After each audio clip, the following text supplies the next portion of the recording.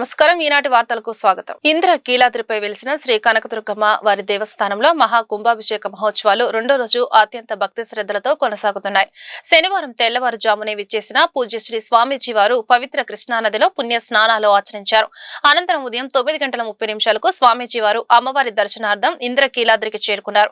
ఈ సందర్భంగా ఆంధ్రప్రదేశ్ రాష్ట్ర దేవాదాయ శాఖ కమిషనర్ రామచంద్ర మోహన్, ఆలయ ధర్మకర్తల మండలి అధ్యక్షులు బొర్రా రాధాకృష్ణ మరియు ఆలయ కార్యనిర్వహణ అధికారి సీనా నాయకులు స్వామీజీ వారికి ఘన స్వాగతం పలికారు. ఆలయ మర్యాదలతో వారిని ఆహ్వానించి అమ్మవారి ప్రత్యేక దర్శనం మరియు ఆశీస్సులు పొందేలా ఏర్పాట్లు చేశారు. 12 ఏళ్లకు ఒకసారి వచ్చే ఈ విశిష్ట ఘట్టంలో భాగంగా రెండో రోజు అష్టోత్తర కలశ స్థాపన, విశేష హోమాలు నిర్వహించబడ్డాయి. ప్రజా ప్రతినిధుల మధ్య జరిగిన క్రీడా పోటీలు, సాంస్కృతిక కార్యక్రమాలు ప్రొఫెషనల్స్ కు ఏమాత్రం తీసిపోకుండా ఉన్నాయని ముఖ్యమంత్రి చంద్రబాబు కొనియాడారు. వారిని చూస్తుంటే తనకు పాత రోజులు గుర్తొస్తున్నాయని ముఖ్యమంత్రి వ్యాఖ్యానించారు. ఎమ్మెల్యేలు అసెంబ్లీకి పరిమితం కాకుండా ఆల్ రౌండర్లుగా నిలిచారని అన్నారు. ఆంధ్ర లక్స్ కన్వెన్షన్ లో నిర్వహించిన ఎమ్మెల్యేలు, ఎమ్మెల్సీల సాంస్కృతిక కార్యక్రమానికి సీఎం చంద్రబాబు హాజరయ్యారు. జ్యోతి ప్రజ్వలన చేసి ఈ కార్యక్రమాన్ని ప్రారంభించారు. ఈ సందర్భంగా ముఖ్యమంత్రి మాట్లాడుతూ ఈ కార్యక్రమంలో పాల్గొనడం సంతోషంగా ఉంది. నేతలు క్రీడల్లో చక్కగా రాణించారు. క్రీడోత్సవాన్ని అద్భుతంగా నిర్వహించిన స్పీకర్ అయ్యన్న పాత్రుడిని మనస్ఫూర్తిగా అభినందిస్తున్నారు. ఎమ్మెల్యే జీవి ఆంజనేయులు ఎన్టీఆర్ పాత్రలో జీవించారు. నేతలను ప్రోత్సహించేందుకు మహిళా ప్రజా ప్రతినిధులు చేనేత వస్త్రాలు ధరించి రావడం అభినందనీయమని కొనియాడారు. ఎమ్మెల్యేలుగా ఎంతో కష్టమైనటువంటి పనిలో ఉండి రిహార్సల్స్ కూడా రాని వాళ్ళు ఇలా చేశారండి. రిహార్సల్ టైం ఇవ్వలేదు సార్ మాకు. తమరు ముందే ఉన్నారు. రాత్రికి రాత్రే మా చీఫ్ విప్ గారు ఈ పాట పెట్టాల్సిందేనంటే అప్పటికప్పుడు వర్ల కుమార్ రాజా, ఛత్రపతి శివాజీ, మీరు అభివాదం చేయండి సార్. సునీల్ గారు, సుభాష్ చంద్రబోస్, మరి మంత్రి గారు కందుల దుర్గేష్ గారు ఇంతకుముందు వచ్చారు. ఇప్పుడు వీరపాండ్య కట్టబొమ్మన, మంత్రి సుభాష్ గారు, అల్లూరి సీతారామరాజు, నందమూరి తారక రామారావు గారు, సిపి శ్రీ జీవి ఆంజనేయులు గారు. Thank you sir. Thank you అండి. Thank you so much. దయచేసి ఎవరు కాళ్ళు ఇది తీసేసేయండి. ఒక చక్కటి పాటకి అద్భుతమైనటువంటి నటన చాతుర్యాన్ని చూపించారు మన మంత్రివర్యులు, అలాగే శాసనసభ్యులు. ఒక్కసారి అభినందనలు.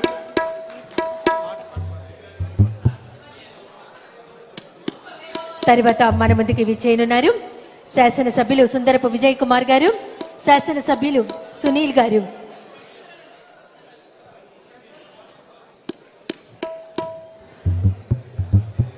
మీరు ఏ సోషల్ మీడియాలో చూసినా, ఫేస్బుక్లో చూసినా, ఇన్స్టాగ్రామ్లో చూసినా, ట్విట్టర్లో చూసినా సింగర్ సునీతను డామినేట్ చేసేసిన ఎమ్మెల్యే, పాటతో అదరగొట్టిన ఎమ్మెల్యే, అసలు ఆయన పాట వింటే ఎవరైనా అబ్బా అనాల్సిన ఎమ్మెల్యే అనే థంబ్నైల్స్ అన్న శీర్షికతో ఉన్నటువంటి ఎమ్మెల్యే ఇప్పుడు మన కళ్ళ ముందే ఉన్నారు, సుందరపు విజయ్ కుమార్ గారు.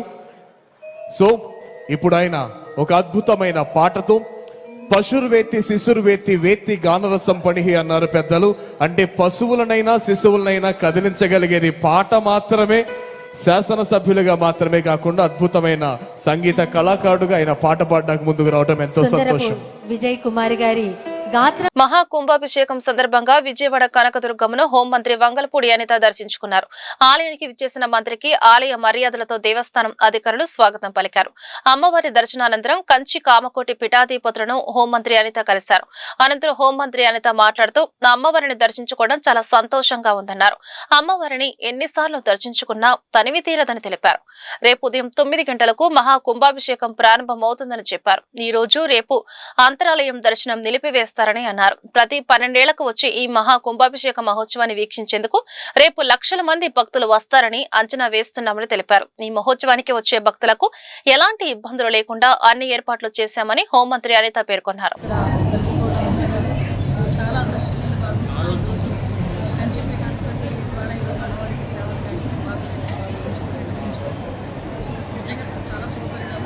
అదే నేపథ్యంలో ఈరోజు రేపు జరగబోయే 12 సంవత్సరాలకు ఒకసారి వచ్చే ఈ మహాకుంభాభిషేకానికి రేపు ఇక్కడ 8 గంటల టైంలో రేపు స్నానం జరుగుతుంది. దీనికి భక్తులు కూడా సుమారుగా 1 లక్ష మంది రావచ్చు అని చెప్పి అంచనా కూడా. అంటే ప్రతిరోజు వచ్చే భక్తులు కంపల్సరీ వస్తారు. దానికి సంబంధించి ఆలయ అధికారులందరూ కూడా అదేవిధంగా పాల్గొన్నారు. అన్ని ఏర్పాట్లు కూడా చేసుకోవడం జరిగింది. క్యూ లైన్లో ఉన్న వాళ్ళకి దగ్గర నుంచి ప్రతి ఒక్కరికి కూడా వాటర్ బిస్కెట్స్ అన్నిటితో పాటు వాళ్ళకి ఎటువంటి అసౌకర్యాలు కలగకుండా తెలంగాణ జరిగింది. రేపటిసారి ఇందాకే మేము అదేవిధంగా మన ఆలయ అధికారులందరూ మాట్లాడుతున్నట్టు రేపు కూడా ఒక రోజు ఈ అంతరాలయ దర్శనం అనేది రేపు ఆగుతుంది. ఎందుకంటే మెయిన్ సామాన్య భక్తుల తాలూకా దర్శనం అనేది ప్రయారిటీ ఇంటికి వస్తాయి. రేపు విఐపీస్ అందరూ కూడా మేము ఎవరు వచ్చినా కూడా అందరూ కూడా సహకరించాలి. రేపు ఎటువంటి ఆటంకాలు ఈజీగా 12 సంవత్సరాల నుంచి మహాకుమారుషులు ఈజీగా పూర్తవ్వాలని పూర్తి చేసుకుంటానికి అమ్మవారికి ఆశిస్తూ అమ్మవారికి బ్లెస్సింగ్స్ ఇవ్వాలని విజయవాడ బస్టాండ్ సమీపంలోని ఓ హోటల్లో పోలీసులు తనిఖీలు నిర్వహిస్తుండగా ఊహించని పరిణామం ఎదురైంది. ఓ వ్యక్తి పోలీసులపైనే తుపాకీతో కాల్పులు జరిపేందుకు ప్రయత్నించడం నగరంలో సంచలనంగా మారింది. విజయవాడ పోలీసులు ఈగల్ అధికారులు బస్టాండ్ సమీపంలోని బాలాజీ హోటల్లో కార్డన్ సెర్చ్ నిర్వహిస్తున్నారు. తనిఖీ చేస్తున్న సమయంలో ఓ వ్యక్తి అకస్మాత్తుగా తన వద్ద ఉన్న తుపాకీతో అధికారులపై కాల్పులు జరిపేందుకు ప్రయత్నించాడు. ఈ సమయంలో నిందితుడు ట్రిగ్గర్ నొక్కినప్పటికీ టెక్నికల్ లోపం కారణంగా బుల్లెట్ ఛాంబర్లోకి రాకపోవడంతో అధికారులు ప్రాణాపాయం నుంచి త్రుటిలో తప్పించుకున్నారు. కాల్పులు విఫలం కావడంతో నిందితుడు అక్కడి నుంచి పారిపోయేందుకు ప్రయత్నించాడు. పోలీసులు ఈగల్ అధికారులు ప్రాణాలకు తెగించి అతడిని వెంటాడి పట్టుకున్నారు. నిందితుడు తెలంగాణ రాష్ట్రం వరంగల్ జిల్లా నెల్లికుదురు ప్రాంతానికి చెందిన వ్యక్తిగా పోలీసులు గుర్తించారు. నిందితుడి వద్ద నుంచి 9mm పిస్టల్, 5 రౌండ్ బుల్లెట్లను స్వాధీనం చేసుకున్నారు.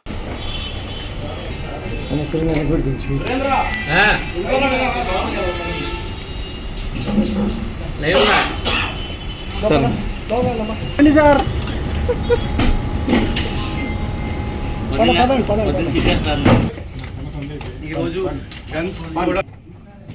రసాయన రహిత సాగు ఆరోగ్యానికి శ్రేష్టమైనదని రాష్ట్ర బీసీ ఈడబ్ల్యూఎస్ సంక్షేమం చేనేత జౌళి శాఖ మంత్రి ఎస్ సవిత స్పష్టం చేశారు. రసాయన ఎరువులు, పురుగు మందుల వాడకం వల్ల క్యాన్సర్ వంటి మహమ్మారి వ్యాధులు ప్రబలుతున్నాయని వెల్లడించారు. సేంద్రియ పద్ధతిలో పండించిన పంటలకు, పళ్లకు ప్రస్తుతం మార్కెట్లో విపరీతమైన డిమాండ్ ఉందని స్పష్టం చేశారు. ఈడబ్ల్యూఎస్ ఆధ్వర్యంలో నగరంలోని ప్రముఖ హోటల్లో ప్రకృతి సాగుపై వర్క్షాప్ శనివారం జరిగింది. ఈ కార్యక్రమంలో మంత్రి ఎస్ సవిత, సంబంధిత శాఖ చీఫ్ సెక్రటరీ సునీత, పలు కార్పొరేషన్ల చైర్మన్లు పాల్గొన్నారు.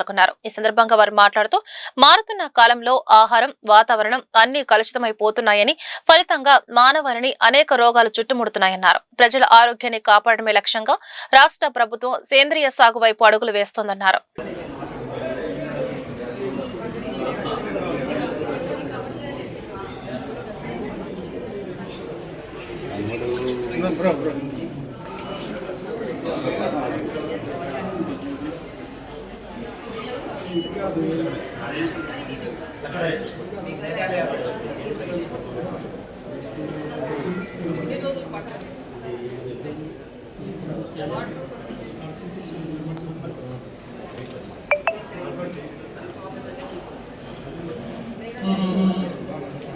బాగుండాలంటే రైతు బాగుండాలి. మరి రైతు బాగుండాలి. రైతు పండించిన రైతు మామూలుగానే దేశానికి ఇద్దరు ముఖ్యమైన వాళ్ళు ఉన్నారు. దేశం కోసం పోరాడే సైనికుడు, మరి అదే విధంగా మన అన్నం పెట్టే రైతన్న, పంట నష్టం వస్తుందని తెలిసినా కూడా పంట పెట్టే రైతు, మరి రైతు కూడా బాగుపడాలి. ఎందుకంటే ఈ కాలంలో అన్ని విధాలుగా కలుషితం అయిపోయాయి. ఈ కలుషితమైన వాతావరణంలో మరి అనేక రోగాలు రావటం కూడా మనం అందరం చూస్తున్నాం. ఇప్పుడు క్యాన్సర్ ఎక్కువైపోతోంది. క్యాన్సర్ ఎందుకు ఎక్కువైపోతోంది? పంజాబ్ లో పంట ఎక్కువ పడుతోంది. పంట ఎక్కువ పడుతుందంటే పంజాబ్ లో క్యాన్సర్ వ్యాధి ఎక్కువైపోయింది. ఎందుకు ఎక్కువైపోయిందంటే మరి అధిక ఎరువులు, రసాయక ఎరువులు వాడటం వల్లే మరి ఈ రోగాలు ఎక్కువగా వస్తున్నాయనే విషయంతో ముఖ్యమంత్రి గారు ఎప్పటికప్పుడు అధికారులతో చర్చించి, మాతో చర్చించి, రైతన్నలతో చర్చించి మనం చాలా సీరియస్ గా మనం ప్రజలని కాపాడుకోవాలి. ప్రజలు ఆరోగ్యంగా ఉండాలంటే ఆర్గానిక్ ఫార్మింగ్ మీద మీరు అందరూ ఫోకస్ పెట్టండి. వారికి కావాల్సిన ఏమంటే ఎప్పటికప్పుడు అవగాహన సదస్సులు పెట్టండి, ప్రజల్లోకి వెళ్ళండి, అవగాహన సదస్సులు పెట్టండి. మరి అంతేకాకుండా ఆర్గానిక్ ఫార్మింగ్ వల్ల మరి వారి కుటుంబం, గతంలో గ్రామాల్లో ఎక్కడ క్యాన్సర్ అనే వ్యాధి వినిపించేది కాదు, ఒకటో ఇద్దరికి వినిపించేది. అప్పుడు మరి నవధాన్యాలతో భోజనాలు చేసేవారు. అప్పుడు అన్నం తినేవారు అంటే పెద్ద కుటుంబాలు అయితే అన్నం తినేవారు, రాగులు, సజ్జులు ఇలా తినేవారు, అయితే సన్నజాతి తినేవారు అనుకునేవారు. కానీ ఈ రోజు మరి పండించే రైతు ఈ రోజు ఆర్గానిక్ ఫుడ్ పండియటం వల్ల వారికి లాభం పొందుతారు, వారి కుటుంబం ఆరోగ్యంగా ఉంటుంది, వారు మరి ప్రజలు ఆరోగ్యంగా ఉంటారన్న ఉద్దేశంతో ఈ రోజు మన ముఖ్యమంత్రి 75 సంవత్సరాల యువకుడు ఈ రోజు ఈ విధంగా కష్టపడుతున్నాడు అంటే ఆర్గానిక్ ఫుడ్ తినడం, మరి ఏదైతే నవధాన్యాలతో ఎప్పటికప్పుడు ఆయన జాగ్రత్తగా ఈ రోజు ముఖ్యమంత్రి గారు మనమన్నా 15 గంటలు పని చేస్తే భయపడతామేమో, అలసిపోయినట్టుంటాం, 24 గంటల సేపు కూడా కాపు ఆర్యవైశ్య అందరూ Brahmin Velama Kshatriya and other than SC ST BC వాళ్ళకి ఈ యొక్క వర్క్ షాప్ చేయడం జరిగింది. ఈ వర్క్ షాప్ ఉద్దేశం ఏంటంటే ఈ కాలంలో అగ్రికల్చర్ లో ప్రాఫిట్ సరిగ్గా రావట్లేదు, ప్రాఫిటబుల్ చేయాలంటే ఏం చేయొచ్చు అనే దాని మీద అందరూ ఆర్గానిక్ వైపు మలుతున్నారు. కాబట్టి మన ఫార్మర్స్ కనుక ఈ ఆర్గానిక్ వైపు మలితే మనం డెఫినెట్ గా దీన్ని ప్రాఫిటబుల్ చేయొచ్చు అనే ఉద్దేశంతో 60% మన జనాభా మొత్తము ఆంధ్రాలో అగ్రికల్చర్ మీద డిపెండెంట్ ఉంది. కాబట్టి వాళ్ళని కనుక మనం క్యాప్చర్ చేసి, ల్యాండెడ్ వాళ్ళు ఎక్కువ ఓసీస్ లో ఉంటారు కాబట్టి వాళ్ళని కనుక మనం క్యాప్చర్ చేసి వాళ్ళకి మనము ఈ ఆర్గానిక్ ఫార్మింగ్ నేర్పించగలిగితే బాగుంటుందనే ఉద్దేశంతో ఒక వర్క్ షాప్ లాగా చేయడం జరిగింది. ఈ వర్క్ షాప్ ఉద్దేశం వీళ్ళకి ఎలా ఏం చేయాలి, ఎవరిని కాంటాక్ట్ చేయాలి, ఏం వెరైటీస్ వేయొచ్చు, ఎంత ప్రాఫిటబుల్ ఉంటుంది ఇవన్నీ చెప్తాము. ఇది అయిపోయిన తర్వాత వాళ్ళ ఇంట్రెస్ట్ పట్టి వాళ్ళకి ఎవరెవరు ఇంట్రెస్ట్ ఉందో వాళ్ళు ముందుకు వస్తే మనం ఈడీబీసీ కార్పొరేషన్ ద్వారా డిస్ట్రిక్ట్స్ లో వాళ్ళని అటాచ్ చేసి, రైతు సాధికార సంస్థ వాళ్ళని అటాచ్ చేసి వాళ్ళని అక్కడికక్కడ వాళ్ళు ముందుకు వెళ్ళి వాళ్ళు చేసుకోవడానికి మనము హెల్ప్ చేస్తాము. ఇక్కడ బిఆర్సి అని ఒకటి మనం ఇక్కడ కనిపిస్తుంది మీకు. సో మా రైతులకి 1 lakh సబ్సిడీ ఇచ్చి, తర్వాత మన విఓస్ తో టైఅప్ ఇచ్చి, బ్రాహ్మణ్ కార్పొరేషన్ తో టైఅప్ ఇచ్చి, మా కార్పొరేషన్స్ తో టైఅప్ ఇచ్చి వాళ్ళని మన పురుగు మందులు, తర్వాత ఈ ఫర్టిలైజర్స్ కషాయాలు తయారు చేయడానికి ఒక సెంటర్ ఆఫ్ సేల్ లాగా తయారు చేస్తానికి మనము నేటి సమాజంలో మహిళల బాధ్యత పెరిగిందని, ఈ నేపథ్యంలో ఆరోగ్యం పట్ల ప్రతి మహిళ శ్రద్ధ కలిగి ఉండాల్సిన అవసరం ఎంతైనా ఉందని మహిళా శిశు సంక్షేమ శాఖ చీఫ్ సెక్రటరీ ఏ సూర్యకుమారి సూచించారు. అంతర్జాతీయ మహిళా దినోత్సవం సందర్భంగా మహిళా మనులందరికీ శుభాకాంక్షలు తెలియజేశారు. అంతర్జాతీయ మహిళా దినోత్సవం సందర్భంగా ఏపీజేఏసీ అమరావతి మహిళా విభాగం రాష్ట్ర కమిటీ ఆధ్వర్యంలో సబ్ కలెక్టర్ కార్యాలయం వద్ద వేడుకలు జరిగాయి. ఈ కార్యక్రమానికి ముఖ్య అతిథులుగా ఏపీ మహిళా శిశు సంక్షేమ శాఖ chief secretary A Suryakumari, NTR జిల్లా joint collector Ilakkiya, JAC chairman Bopparaju Venkateswarlu, ప్రధాన కార్యదర్శి పలిశెట్టి దామోదరరావు తదితరులు హాజరయ్యారు. హ్యూమన్స్ డే లో మనందరం మన కోసం, మన ఆరోగ్యం కోసం చూసుకుంటూనే కుటుంబాన్ని, అలాగే సమాజంలో ముఖ్యంగా మన ఎక్స్టెండెడ్ కుటుంబంలో ఉన్న అందరికీ కూడా మన సపోర్ట్ ని ప్రతిజ్ఞ చేసుకుంటూ ముందుకెళ్లాలని కోరుకుంటూ happy humans day to one and all. ఈ రోజు ఏపీజేఏసీ అమరావతి బొప్పరాజు గారి నాయకత్వంలో ఉమెన్స్ డే సెలబ్రేషన్స్ విజయవాడలో సబ్ కలెక్టరేట్ ఆడిటోరియంలో జరుగుతున్నాయి. చాలా ఘనంగా చీఫ్ గెస్ట్ గా వచ్చినటువంటి women and child welfare director గారు అయినటువంటి శ్రీమతి సూర్యకుమారి మేడం గారు, అలాగే ఎన్టీఆర్ జిల్లా కలెక్టర్ గారు అయినటువంటి ఇలాఖ్య మేడం గారు వచ్చి ఉత్సవాలను ప్రారంభించారు. చాలా ఘనంగా జరిగినాయి. అదే విధంగా ప్రతి మహిళా ఉద్యోగి కూడాను చాలా ఉత్సాహంగా పాల్గొని ప్రతి ఒక్కరు వాళ్ళకున్నటువంటి ఏదైతే ప్రతిభ ఉందో, డాన్సులు గాని పాటలు గాని అందరు ఉత్సాహంతో పాల్గొని ఈ మహిళా దినోత్సవాన్ని చాలా విజయవంతంగా సక్సెస్ చేస్తున్నారు. మేము ఏదైతే ఇక్కడ ఉన్న వాళ్ళందరము మేమందరం స్వర్ణగ్రామ్ స్వర్ణ వార్డుకు సంబంధించినటువంటి మహిళా సంరక్షణ కార్యదర్శులం.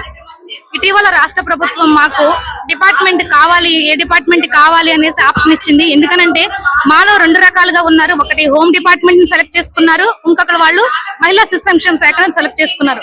అందుకోసమని ఈ రోజు ఏదైతే women and child welfare director గారు మేడం ని కలిసి మేడం గారికి మా రిప్రజెంటేషన్ ఇచ్చాము. మేడం ప్రభుత్వం త్వరగా మాకు డిపార్ట్మెంట్ ని, మదర్ డిపార్ట్మెంట్ ని, జాబ్ చార్ట్ ని అలర్ట్ చేయమనేసి మేడం కి రిప్రజెంటేషన్ ఇచ్చాము.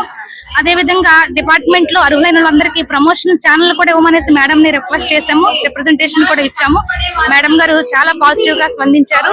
ప్రభుత్వం కూడా మరి మహిళలు ఏదైతేనో మేము ఇప్పటి వరకు డిపార్ట్మెంట్ లేక ఎంతో సేవ చేస్తున్నాం. ప్రభుత్వం ప్రవేశపెట్టిన ప్రతి పథకాన్ని గ్రామ స్థాయిలో, క్షేత్ర స్థాయిలో వరకు తీసుకెళ్లినటువంటి ఎంప్లాయ్ ఎవరు ఉన్నారంటే అది స్వర్ణగ్రామ్ స్వర్ణ వార్డు ఉద్యోగులను మాత్రమే మేము అందరికీ తెలుసు. అందుకోసమని మాకు ఏదైతే రావాల్సినటువంటి ప్రమోషన్ ఛానల్ ని రెడీ చేయమనేసి ప్రభుత్వాన్ని మేము రిక్వెస్ట్ చేశాము. ప్రభుత్వం ఇప్పటి వరకు మా ఉద్యోగుల పట్ల సాధారణంగానే ఉన్నారు. ముందు ముందు కూడాను మా సమస్యల పరిష్కారానికి మా డిపార్ట్మెంట్ ఏదైతే మేము కోరుకుంటున్నామో ఆ డిపార్ట్మెంట్ ఇవ్వటానికి సీఎం గారు కానీ మంత్రివర్గం కానీ మా డిపార్ట్మెంట్ డైరెక్టర్లు కానీ అందరినీ మా ఏదైతే అనుకుంటున్నామో త్వరగా మా మదర్ డిపార్ట్మెంట్ అలాట్ చేయాలనేసి అందరినీ మహిళా సంరక్షణ కార్యదర్శుల తరపు నుంచి మేమందరం కోరుకుంటున్నాం. Thank you. నా పేరు జ్యోతి, స్వర్ణగ్రామ్ స్వర్ణవారు, రాష్ట్ర జనరల్ సెక్రటరీ. లోక కళ్యాణానికి ఆలయ శిఖర గోపుర కుంభాభిషేక క్రతువు దోహదం చేస్తుందని కంచి పీఠాధిపతి శంకర విజయేంద్ర సరస్వతి స్వామి పేర్కొన్నారు. ఆలయాలకు కుంభాభిషేకం నిర్వహించడం వల్లే దైవిక శక్తులు పెరిగి భక్తుల కోరికలు సఫలం అవుతాయని ఆయన వివరించారు. లోకమంతా సుభిక్షంగా ఉంటుందని ఆయన తెలిపారు. 3 రోజుల పాటు నిర్వహించి కుంభాభిషేక మహోత్సవాల్లో పాల్గొనేందుకు విజయవాడ చేరుకున్న కంచి పీఠాధిపతి శంకర విజయేంద్ర సరస్వతి స్వామికి ప్రకాశం బ్యారేజ్ వద్ద ఘనస్వాగతం లభించింది. అక్కడి నుంచి స్వామీజీని సగౌరవంగా ఆలయానికి ఆహ్వానించారు. భక్తులంతా బారులు తీరి కంచి స్వామిని దర్శించుకుని స్వాగతం పలికారు. దేవస్థాన వేద పండితులు, దేవస్థానం ఈవో సీరానాయక్, చైర్మన్ బొర్రా రాధాకృష్ణ, అధికారులు పూర్ణ కుంభంతో ఘనస్వాగతం పలికారు.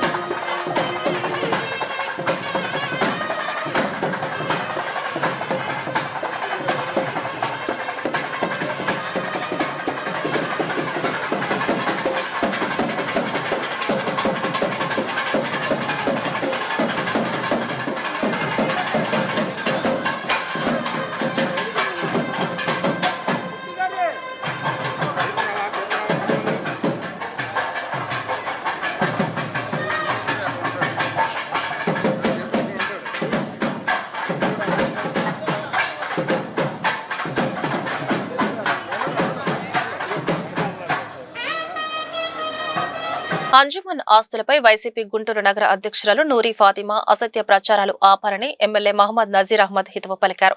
పొన్నూరు రోడ్లోని క్యాంపు కార్యాలయంలో శనివారం నజీర్ మాట్లాడారు. ముస్లిం ఆస్తుల పరిరక్షణ కోసం తమ ప్రభుత్వం కట్టుబడి ఉందని స్పష్టం చేశారు. అంజుమన్ ఆదాయం పెంచేలా నగరంపాలెం ఈద్గాను దుకాణాలు ఏర్పాటు చేశామని, రంజాన్ పండుగ నమాజ్ రోజు మొత్తం ఖాళీ చేయిస్తామని తెలిపారు. ఆ తర్వాత కూడా దుకాణాలు యథావిధిగా సాగుతాయని, ధ్వంసం చేసే దమ్మున్న వాళ్లు ముందుకు రావాలని నూరి ఫాతిమాని ఉద్దేశించి సవాల్ చేశారు.